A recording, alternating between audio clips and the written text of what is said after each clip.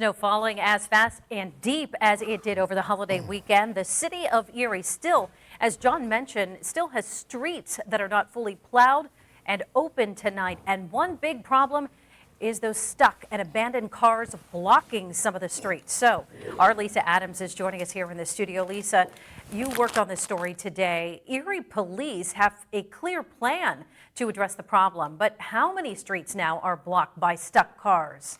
Well, good evening, Eva. You can see behind me a car getting towed today. That was the big job today. Today alone, Erie police had about 90 of those complaints to address and vehicles to have towed.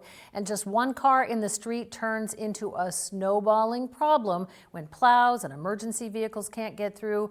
Other cars get snowed in on both sides of the street, can't follow the odd even parking rules, and the snow just keeps on coming.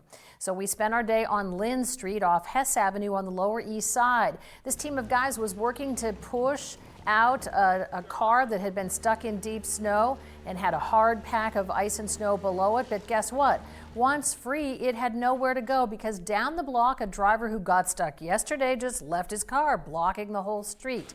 And this is what police, plows, and tow crews are working on. The command center takes the information. Police then head out on site. Plow equipment, in this case, a high loader, had to be called in to clear this snow, and look how deep it is around that stuck car.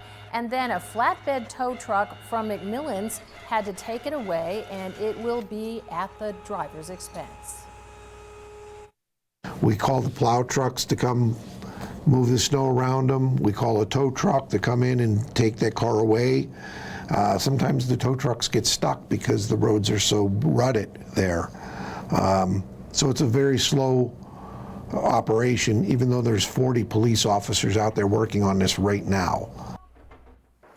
The city is not even worried about the odd even parking regulations just now. They are really just trying to tow these cars first that are blocking streets completely, obviously for emergency reasons. Of nearly 90 today, some people had taken steps to move the cars out themselves. If not, though, the tow isn't cheap. It's $75 to start just to get pulled out, depending on how complicated it is. $145 for the tow and $30 a day for being on the impound lot. We talked to one guy with nearly a $300 bill.